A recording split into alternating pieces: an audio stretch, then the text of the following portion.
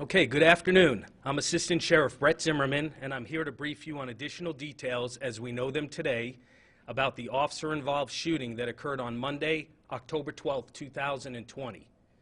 This is OIS number 16 for 2020 and non-fatal number 8, and at the same time last year, we were at OIS number 14 and non-fatal number 10. The date, time, and type of call was October 12th, 2020 at 3:08 a.m., and it was an illegal gunfire call. The location of the OIS was at the 3500 block of Villa Knowles Drive, North Drive, and it's pictured to my left. It was in the Southeast Area Command, and the full address was Las Vegas, Nevada, 89120 on the Villa Knowles Drive address. You can see the scene to my left. Our involved officers were Officer Curtis Paul. He's 27 years of age, and he's been with the LVMPD since 2017. In this incident, Officer Paul was armed with a Glock 17 9mm handgun, equipped with a tactical light. The investigation revealed he fired 7 rounds during the incident. Officer Paul is assigned to the Community Policing Division at the Southeast Area Command. The suspect is a Shane Lloyd. He's pictured to my left, 1 L in his name. He's a 43-year-old white male adult, 6'1", and weighs 180 pounds. His weapon was a Ruger single-6 .22 Magnum revolver, and there were 6 expended cartridges in the cylinder, and the photo is to my left. Our suspect's charges, who is in custody: shooting into an occupied structure, 4 counts, attempt murder with use of a deadly weapon, 2 counts, assault with a deadly weapon on a PO, 2 counts, assault with a deadly weapon, and prohibited person in possession of a firearm. The details of the OIS are as follows. On Monday, October 12, 2020, at 3:08 a.m., patrol officers responded to the 3500 block of Villa Knowles North Drive to investigate a report of gunfire. Patrol officers arrived and did not find any evidence that a shooting had occurred.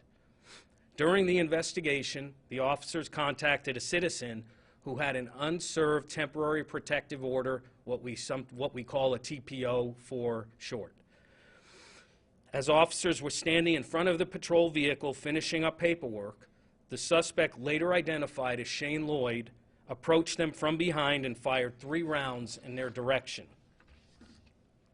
Officer Paul turned around and returned fire at Lloyd. Lloyd fled, and as he was running away, he fired backwards towards the officers, as the officers ran towards the threat and the gunfire. Officer Paul returned fire again and then took cover. Lloyd continued running, and the officers then lost sight of him. Additional units arrived and established a perimeter. However, Lloyd was not located at that time. During the search, officers located Lloyd's weapon and clothing in a dumpster behind a nearby business. Lloyd was apprehended that day by a South Central Area Command patrol officer who worked closely with the Area Command units at the Southeast Area Command, exhausting all leads and looking to find where Lloyd was staying. At this time, I will now show you the body-worn camera footage. Still active. All right. Gotcha. All right. Do you have any questions, man? No. Haven't seen it over 4 years. Just like both my mom. Yeah. So just call that number tomorrow and say, hey, you know, unfortunately this is it.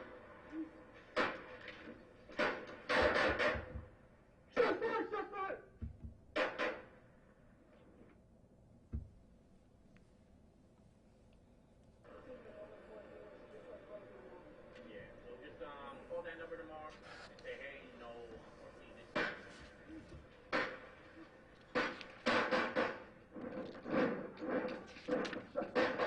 Shot fired.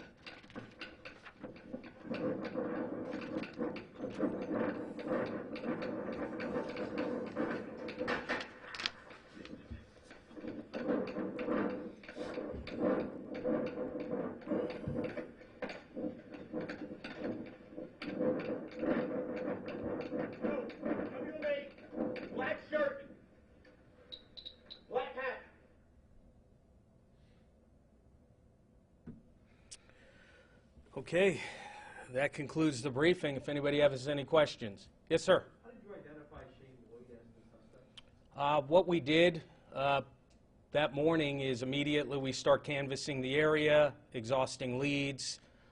We saturate. We were able to speak to some homeless individuals in that area who had known the suspect's description and known he was a problem in the area. He also had a social media account, and through investigation we were able to identify him as that individual according to his nickname and some other factors, but we were able to do that pretty quickly. Was his gun registered at all? From the briefing I got, it was not registered locally, and it shows dating way back to Texas, but it's not reported stolen. Is the suspect related to the first shooting you received the call? That we do not know. The suspect actually confessed to this incident, but also he did not associate himself with that first shooting of the gunfire that we had. Did he give any kind of reason or motivation for why he fired at officers? We don't really know that. Usually after the fact, when we interview them, the story changes, but he didn't give any information as to why he fired at us. This wasn't like do you believe it was a targeted thing that he was targeting police officers? Judging from that area and judging from one way in and one way out, and if you're familiar with that area, you can see everything in that complex from Tropicana. You know, I would have to say that he was aware that police officers were in that community at that time when he was firing those rounds. With what's been going on across the country involving police, reaction to police, do you get heightened alerts or heightened awareness when things like this happen?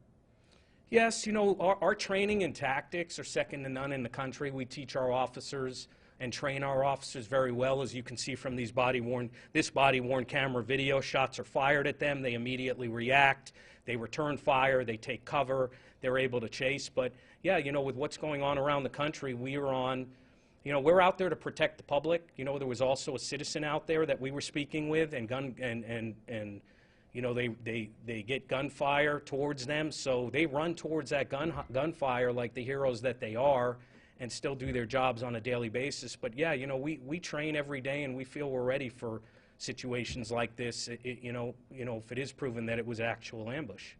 Is this one of those things that you, as police officers, talk about, though, when an incident like this happens? Is that something that's going to be top of mind afterward? Yes, not only does this video or press conference go to the media and to the public, but we do an awareness report immediately when an incident like this occurs, such as Monday morning when it occurred. They actually then see the exact press briefing that you see, and then there's also a discussion about it within our briefings as to what occurred. Within a week, too, there's a training process which we call CERT, in which we look at the tactics that are utilized not only by our officers, but that tactics are utilized against us by suspects on how we can improve every day and in how we can protect the public, do our job safely, and keep everybody safe within the community. Okay, thank you for your time.